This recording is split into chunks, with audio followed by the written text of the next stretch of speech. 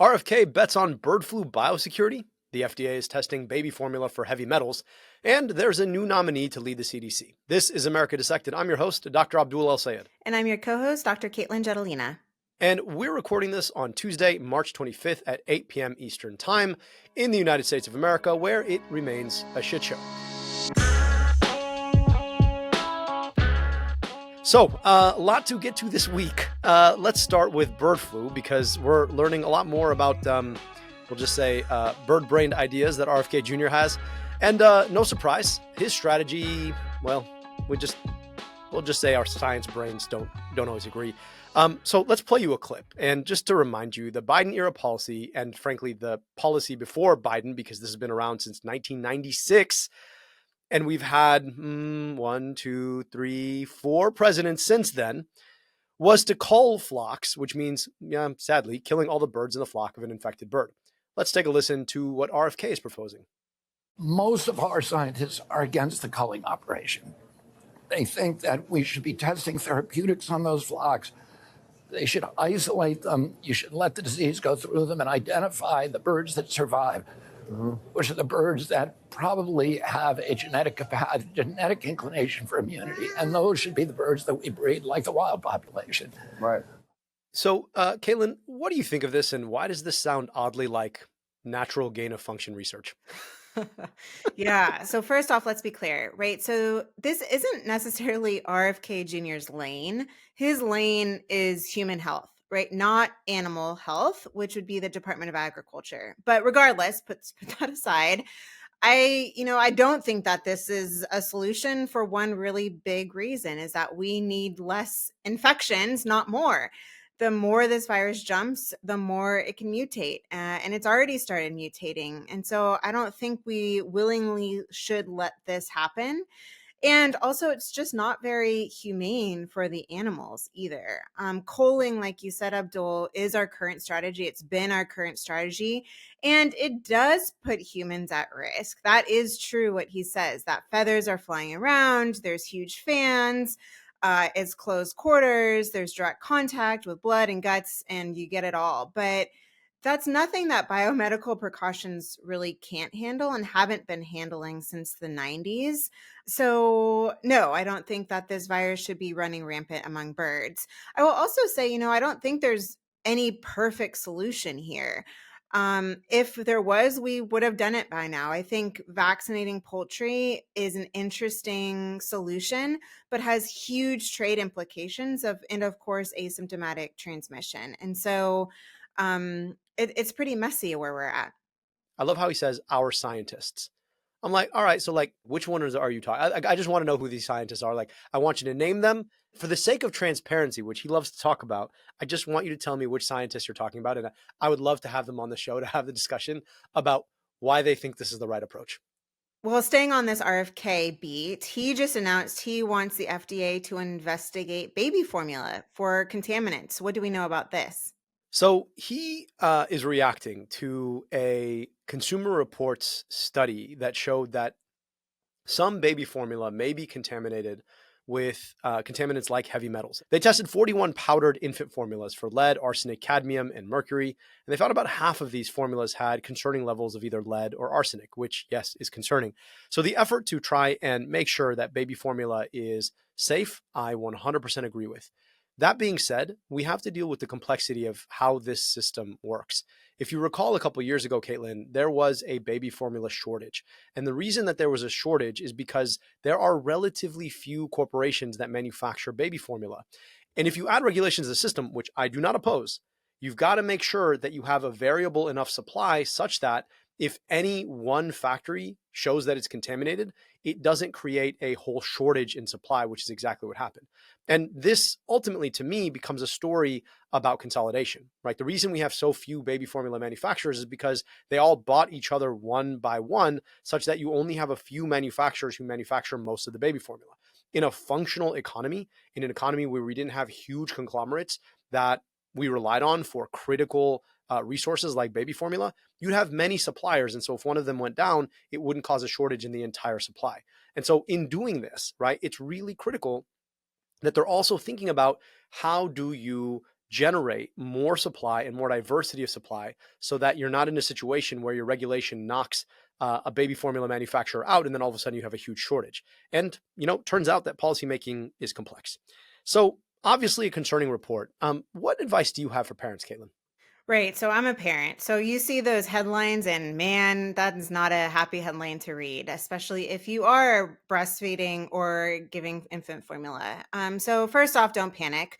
We are exposed to these contaminants daily from our soil, from our water. In fact, there was a study in Spain that found 97% of breast milk, so not formula, include contaminants in it. We're just exposed to it.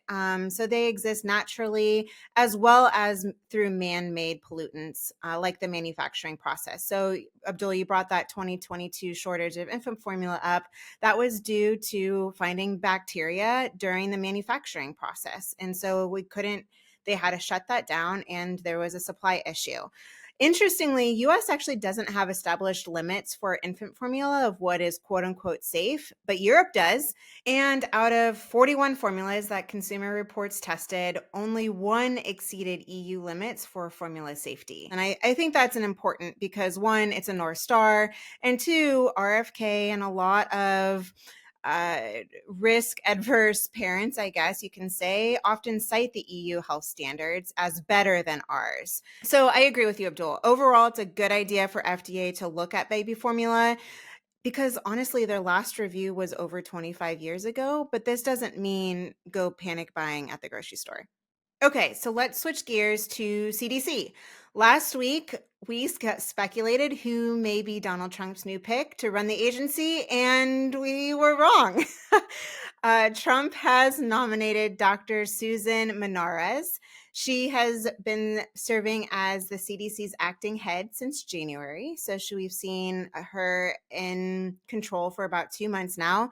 Was previously the deputy director of another government agency called Advanced Research Projects Agency for Health. She has a PhD, whoop whoop, is not a medical doctor. And we may have dodged a bullet because Trump has considered Texas Congressman Michael Burgess and Florida Surgeon General Joseph Ladapo for the job. And his initial pick was vaccine skeptic David Weldon, who was scrubbed before his hearings began like a week or two ago. So, Abdul, do you think we've dodged a bullet? Yes and no. So let's analyze this by like best case scenario and worst case scenario and then sort of see where we land. To me, best case scenario would be somebody who brings evidence and science to stand up to the likes of an RFK Jr. and says, hey, listen, I know you've got your history and that bullshit that you've peddled, but here's how we're going to run the CDC. That's not what we're getting here. Clearly, if you just look at what's happened over the last several months in this agency, she has been a loyal foot soldier to all of the firings, all of the dismantlings, all of the cancellations of meetings. And so we're not getting that. Worst case scenario, though, is somebody who carries that same attitude and doesn't have the same background in science, similar to an RFK Jr.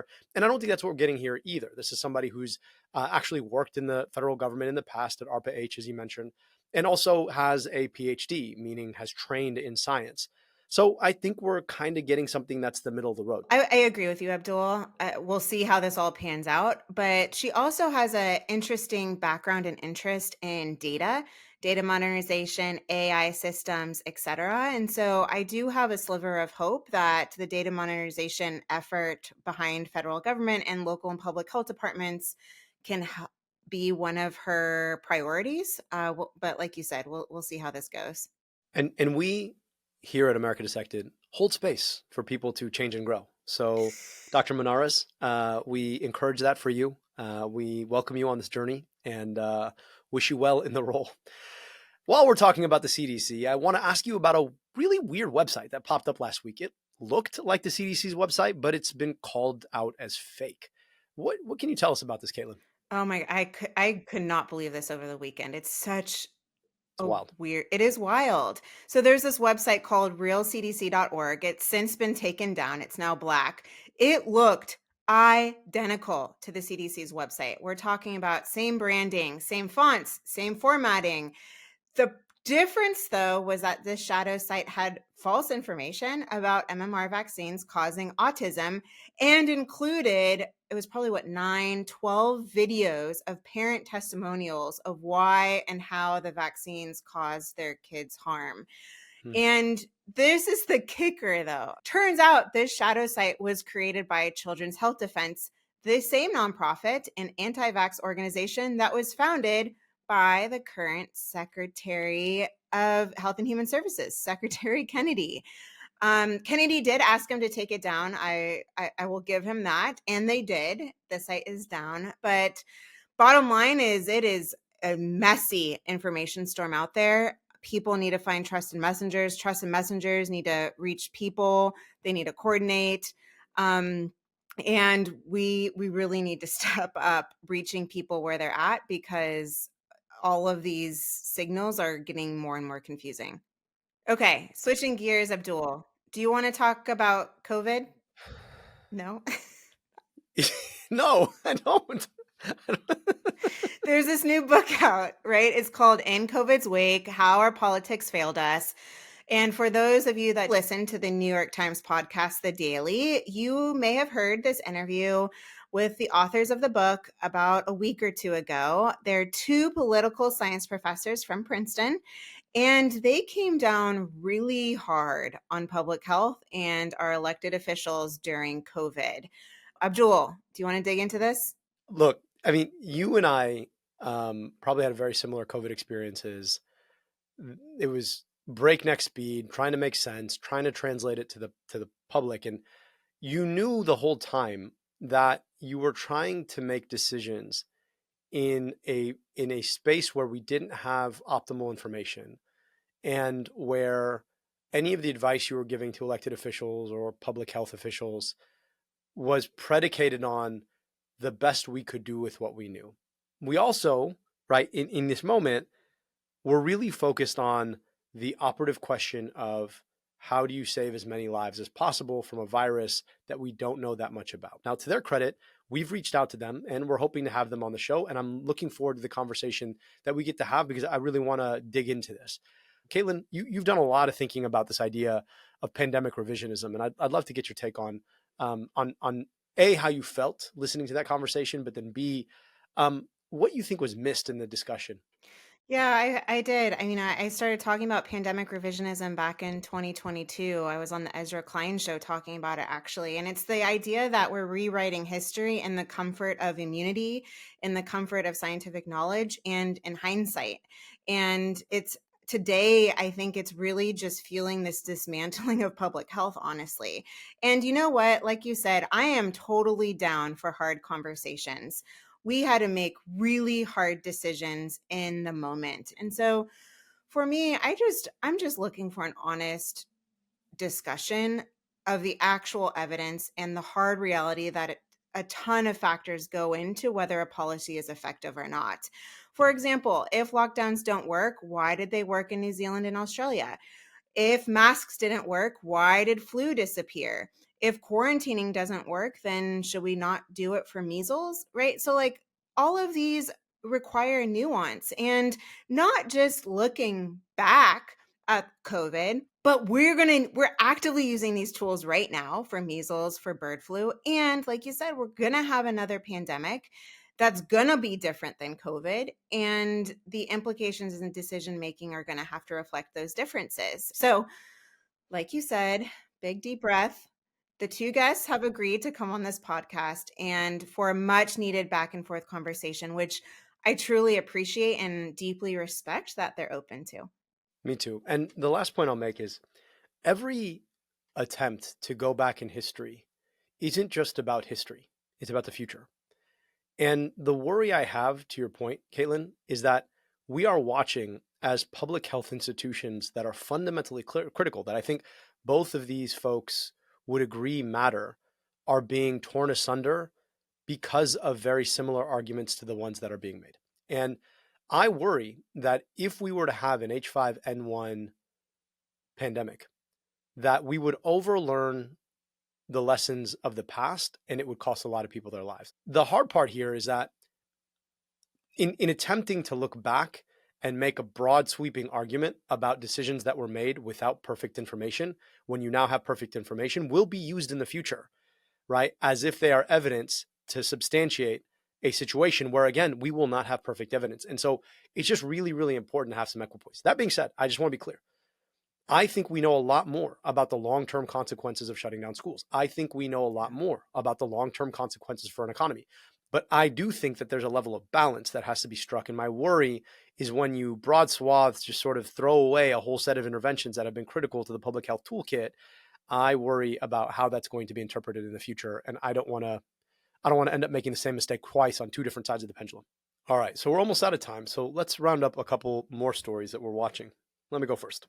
So the Trump administration is attempting a just absolute smackdown on universities in ways that really should concern all of us who believe in freedom of speech.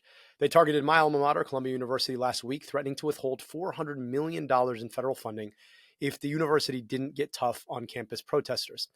Essentially, this is all about the Gaza protests last year. And Columbia caved. Columbia could have taken the administration to court, but they decided instead to meet all these stipulations just to have the privilege of negotiating with the federal government over grants that they were awarded on the basis of previous policy. I worry a lot about what this means for both the future of American universities, but then also what it means for the freedom of speech in other spaces. This is the federal government acting in accordance with literally conditioning the money that it provides us. And let's just be clear about this is taxpayer money that all of us paid into the federal government to provide certain public goods like, academic biomedical research on university campuses.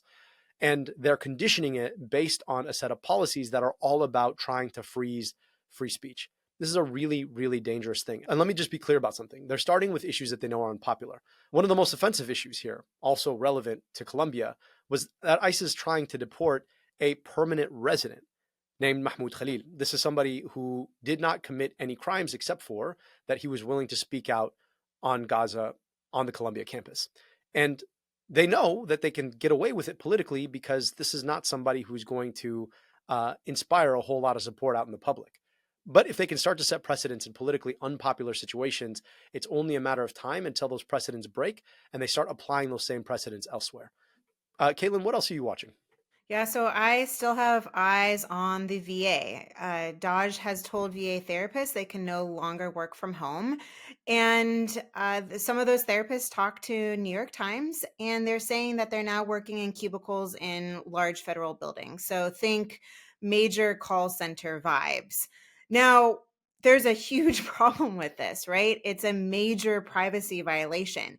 Just imagine being a psychologist trying to provide telehealth counseling to a vet who may have a crisis like PTSD or anxiety or bipolar disorder, and they can hear one another. You can walk by cubicles, you can see each other's screens. It's a problem from the way we deliver healthcare. That's not how we deliver healthcare in the United States. And so some employees have filed complaints since this arrangement violates ethics regulations, quite frankly. And there are, of course, big problems on the horizon for the VA, right? The VA plans to cut 80,000 jobs this year. And so a lot of eyes are on the VA and how vets feel it on the ground. There are ripple effects to these policy decisions. Abdul, who did you interview this week? Yeah, for the interview this week, we just switched tack. We had a great conversation with an inspiring young doctor named Dr. Maria Uloko. She is a urologist focusing on female health and in particular, diseases affecting the vulva. Now, one of the key points that she made was about how we just don't know that much about vulva and vaginas generally because of the misogyny that's often left them understudied and underappreciated. We had a great conversation also about the fact that pleasure is a part of normal human function. And when that goes away as a function of disease or dysfunction, we have to focus on treating that, right? And there's this silent epidemic of those kinds of disorders going untreated because they're understudied and underappreciated. And so it was a really great conversation, and I hope folks will tune in. With that, Katelyn, we'll close it here, and we'll see you next week. See you next week.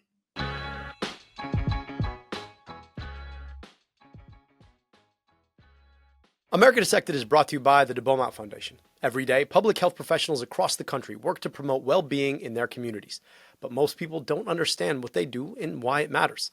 By building public health literacy in communities, we can improve trust and contribute to better health outcomes. Find new research-tested messaging to communicate about public health, plus useful tips for the real-world situations you face at debeaumont.org.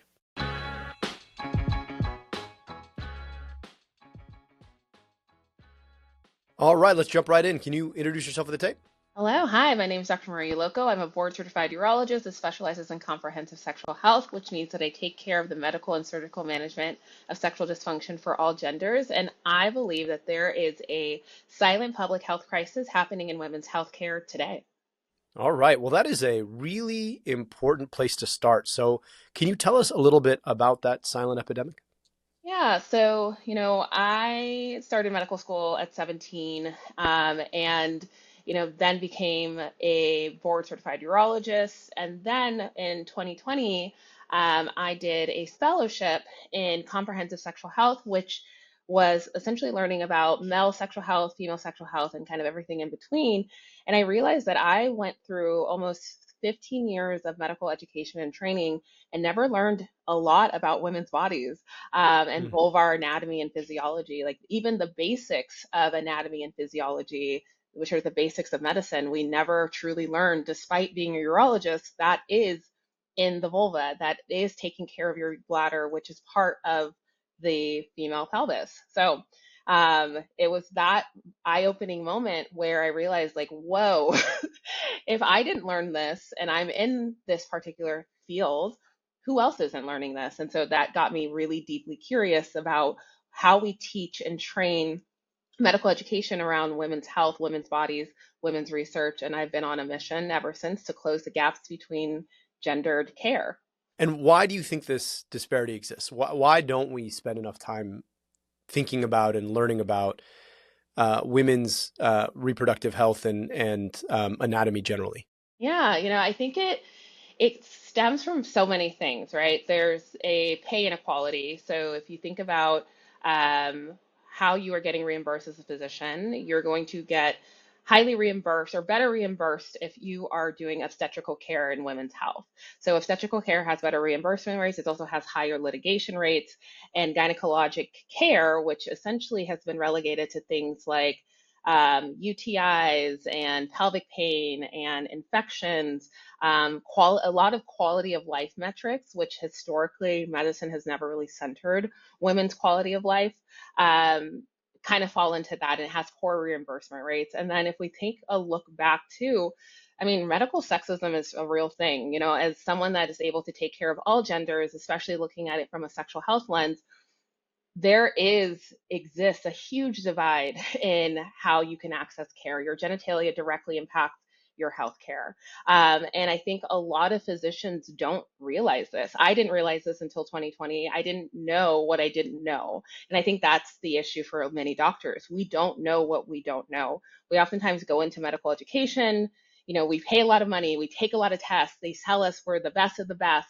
And so we have this trust that the system will teach us everything that we need to know. And we're going to come out of this training knowing everything that we need to know. And then we actually get into real medical practice, and conditions like menopause, pelvic pain, recurrent UTIs, we're never really taught those conditions in medical school, in medical training, in medical education. And so then when we're in the real world taking care of these patients, we are oftentimes highly misdiagnosing them and causing or saying things are chronic, diseases that are chronic that aren't actually chronic, but we're really just keeping patients stuck in a cycle of re-diagnosis and misdiagnosis. And so, I think many systems are at play, an economic system, a system of inequality when it comes to sexism. There's just so many systems that are at play. And I think really the biggest one is that all doctors take the Hippocratic Oath of first do no harm, and we don't realize the harm that we're doing because we also are just not aware that we're not getting the education. Yeah, I think a lot about there's a space between physiology and pathology. And there's a whole bundle of challenges and states of being that sit between those things. Like, this is clear pathology, or this is just physiological. And states of discomfort that are not readily identifiable as pathology as a function of what we actually identify as pathology. And what happens is, because we don't think a little bit about that space in between and ask, what should we know about this, and how can we identify ways to make somebody more comfortable when they sit in this state, and because we don't necessarily have clear names for a lot of the things that we might identify, what tends to happen is a lot gets packed in where somebody has a challenge and it's something that's causing them pain or dysfunction, but because we don't necessarily name it the right thing, or investment hasn't been put into figuring out what its name is and how to treat it, we just sort of bundle it as physiologic. And so we tell people that they should just live with this. It's just a function of inhabiting a body. And there are things that are that way, but often when you ask who then has to live in that space more often, it tends to be women. It tends to be people of color. And it tends to be folks whose issues tend to get marginalized out of what we study as being a serious illness. And then the other part of that is you've got things that are actually just normal physiology that people pathologize. So I think about like Peyronie's disease, right? Peyronie's disease is not, I don't know, I don't think of it as a disease. It's just a penis that's not directly straight, right? And I think for some men that may cause some discomfort, but there's not a clear set of symptoms aside from, I don't know, dude looks down and is like, yeah, I don't know, I don't love the shape of that, right? And then we've literally called it a disease and then created all kinds of treatments for it, right? Whether they're surgical or now medical. And so you think about then, this is like normal physiology that then gets pathologized, right? And why? Because you're talking about an issue that a man may find discomforting that doesn't actually necessarily cause pain or dysfunction. And it's just such a helpful tool to sort of think about, okay, what gets ignored versus what gets pathologized. I'd love to hear about, some of the consequences of how our failure to take on the challenges that arise from our failure to name the discomforture and the pain and the dysfunction that arises from our lack of knowledge about female genitalia and what that then means for patients. Yeah, it's so interesting. Prior to this fellowship, I really had no interest. If you told me that I would become a pelvic pain specialist or UTI specialist, I would have laughed in your face. I wanted to do surgery to, fix a problem, see a problem, fix a problem. And, the adage or kind of the widely accepted attitudes in healthcare is that, issues like pelvic pain, issues like recurrent UTIs, it's just kind of something that's going to happen, and it's just something that you're going to have to deal with. And it wasn't until my fellowship when I realized that, oh, no, there's research here, there's actual names for these things, there's actually ways to fix it, you can actually give people their life back. And the reason I care so much about this, because if this pelvic pain was only affecting like a handful of people, I could have just done my work and been that advocate in that small group of people. But pelvic issues affect 1 in 4 people at any given point in time. And that number significantly increases when you go through perimenopause and menopause, which is something that will happen to everyone if they live long enough. It's one of those inevitable truths. And 84% of those people that are going through perimenopause, menopause, and postmenopause will have some sort of vulvovaginal condition, despite how prevalent these conditions are.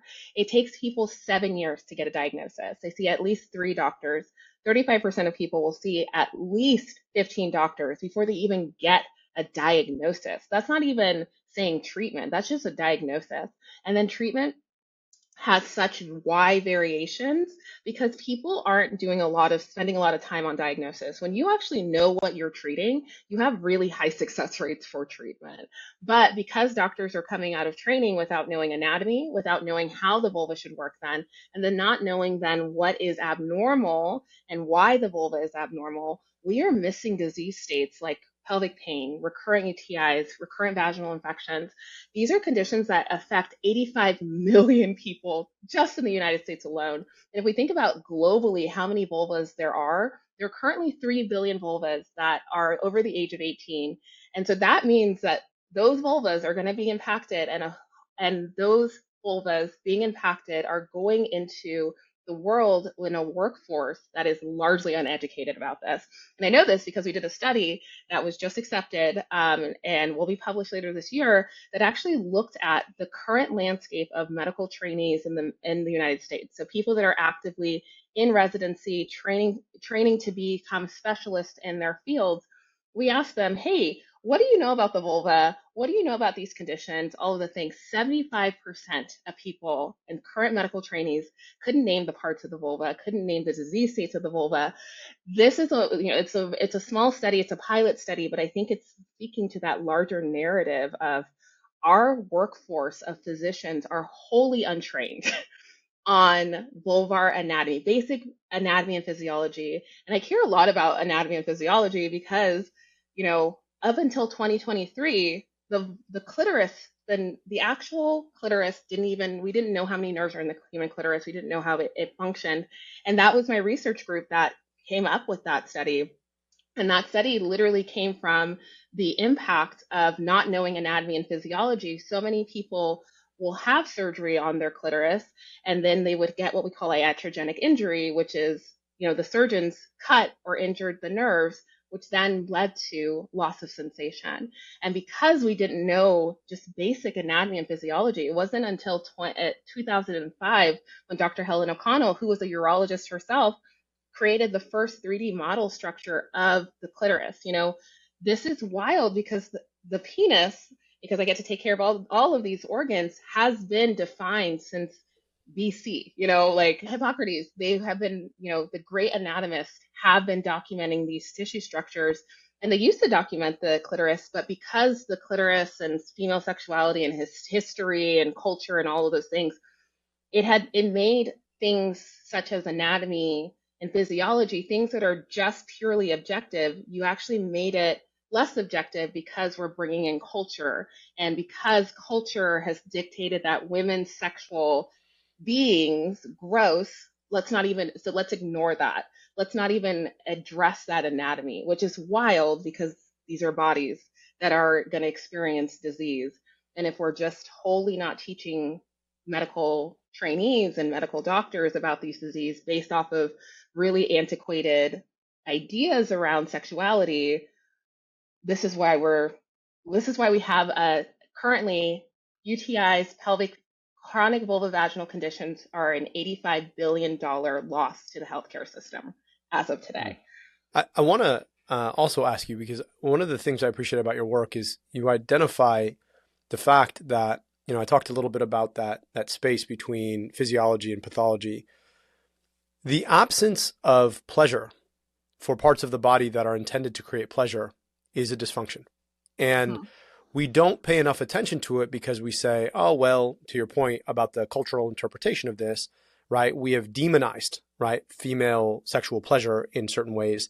And for that reason, a lot of people go without pleasure that their body ought to be able to afford them, whether that's because of dysfunction or it's because of cultural norms that dissuade us from prioritizing that. Mm-hmm. I want to ask you, how should we be reorienting around the dysfunction caused by lack of pleasure from parts of the body that are intended to give you pleasure? Like, I'm just using the male version here. If all of a sudden, or a large proportion of men were just like, yeah, I don't feel anything when I have sex, this would be a society-wide issue, right? We talked about like bent penises being like a whole thing that you'll be advertised to now. Yeah. Why is it that we so readily ignore it when it comes to vulva and vaginas, and how should we be talking about it? Yeah. So, I play in the space between pain and pleasure, right? I take people from, experiencing pain to getting to pleasure. And I love this. I love this question. And I think it has to do with culture, right? So Western philosophies around sexuality are very phallic centered. And very, very, very penis heavy. And then I'm Nigerian. And if we think about pre-colonial Nigeria, it was actually a very, very womanist, very pro-woman sex and sexuality. There was no hierarchy change or differences between genders. People got respect based off of age. So it did not matter if you were a man or a woman or anything in between. It was just who's the oldest, they get the most respect. And so they break down that society based off of that. And so things like sex and sexuality, one sex and sexuality isn't more important than the other. They're both equally important. And the vulva actually has a lot of agency. The vulva and the vagina actually have a lot of agency. And so, that was a really interesting thing to learn about, because when we only center Western society, we center the penis. And I literally learned about the vulva through the penis. So, as a urologist, I started just in penile sexual health, which I love. I love that work. And then when I did my fellowship and I started learning about vulvar sexual health, what I was actually trying to do was to become such a specialist so that I can treat the entire couple. Because I realized that, we would oftentimes fix the penis, but then they would come back and be like, my wife doesn't, if they were in a heterosexual couple, my wife isn't interested in this, in this bionic penis that I have now. And I'm like, well, that sucks. You went through all that surgery or we went through all the interventions, and now you can't even use the thing that, you invested in. And so I was like, maybe I can do a thing where I can treat the couple and so help everyone at the same time. And I realized that, oh my gosh, there are so many more barriers to care that women have to go through and people with vulvas have to go through just to even get to that point in place. But it actually benefits everyone when we center also vulva vaginal care and female pleasure and vaginal pleasure. Because if all of the men that come into my office, every time I ask them their goal, because I'm very goal oriented, when you're doing quality of life work, you have to set a metric for success. And my metric for success for my patients is whatever their goals that they have for themselves. And it's really sweet, I think, that all of my male patients were like, I want to pleasure my wife. I want to please my wife. And I was like, all right, well, actually, now I can have way more interesting conversations and way more in-depth conversations, because I'm like, hey, y'all, yeah, we're going to get your penis working. It's going to be tip-top shape, totally 100%. But do you know where the clitoris is? Do you also know where your wife is in terms of her hormonal health? What's her menopause status? Does she have a hormone doctor? And when I start explaining anatomy and physiology to my male patients about what is happening to their wives, like, why is my wife not interested in having sex with me? Does she hate me? Am I not man enough? Am I not good at what I'm doing? And I'm like, dude, it has nothing to do with you. I mean, I'm not in your house, but I'm going to give you a perspective that's going to maybe lessen a lot of the burden that you feel to perform and to be sexually, give her pleasure. It's like, it's really hard to give someone pleasure when they have no hormones. It's really hard to give someone pleasure when their vulva is on fire and no one's addressing it.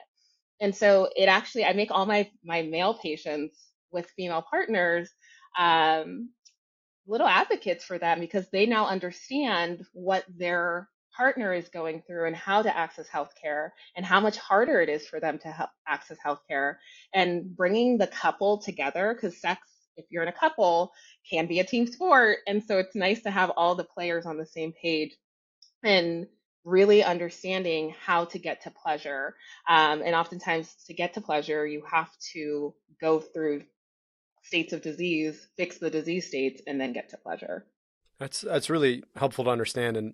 And I think when you think about these as these dualities, where we know the scripts of how to pay attention when we're talking about male discomforture or pathology, but we don't, as a society, know that script for female discomforture. And you start to appreciate, like, this is why this thing often doesn't work.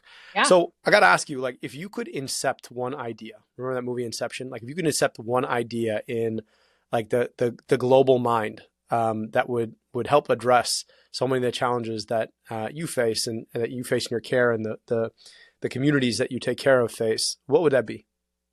I think the idea that I would want to incept, I love that. I love that phrase. I would want to incept that we have to stop normalizing pain, and then we also have to stop making patients prove that they have pain, especially pelvic pain. We're all indoctrinated to believe that we have to be the judgment of people's pain. Like, if someone is having pain, we have to believe it first. And it's like, no, that person is here because they're having pain. It's our job to fix it. I mean, it's so invasive. Why would you fake this? Yeah. Well, I really appreciate that because I think, it's, you use the term indoctrinate, right? It's like literally what happens when you go and become a doctor. Yeah. And a lot of the inherited wisdom, it's fascinating for a field that prides itself so clearly on being evidence driven. There is just a ton of inherited wisdom that we are taught, and you just kind of take it with you into whatever you end up doing. That doesn't serve you or your patients all that well. Ooh. One of the interesting things that you've been working on is this AI based startup called Volve AI. Can you tell us a little bit about how you see AI helping to solve some of the challenges that we've been talking about?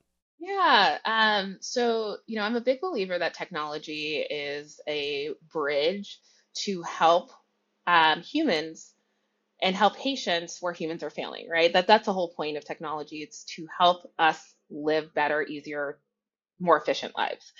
And I really think that technology is a great use where humans are failing. And currently, as it stands, we are failing people with vulvas in diagnosis and treatment. So when I first came out of fellowship, I created one of the first sexual health clinics and vulvar health clinics in the United States that took insurance. I'm one of 7 that is fellowship trained in the world in the ability to take care of all genders. And so when you are one of 7, you can kind of name your price, but I wanted to prove that this is something that you can do in an insurance model in which no one had done before. And it took a lot of actually like a lot of bargaining to get to that, just again, because no one believed that women needed this care. They're like, yeah, we totally get the male thing, but we don't understand why you'd want to do women. I was like, let me cook, promise you this will work. Within 6 months, or within a couple of months, I had a full waiting list. By the end of 2 years, I had seen 2,000 patients and had a year and a half waiting list. I had a research lab, and that's when we put out the clitoris paper. I was at a conference like at least 2 to 3 times per month for 2 years, just trying to teach and educate doctors about these conditions. And so many doctors think that pelvic pain can't be diagnosed, it can't be treated, and it's like it actually can be. It's actually very straightforward if you know what you're looking for.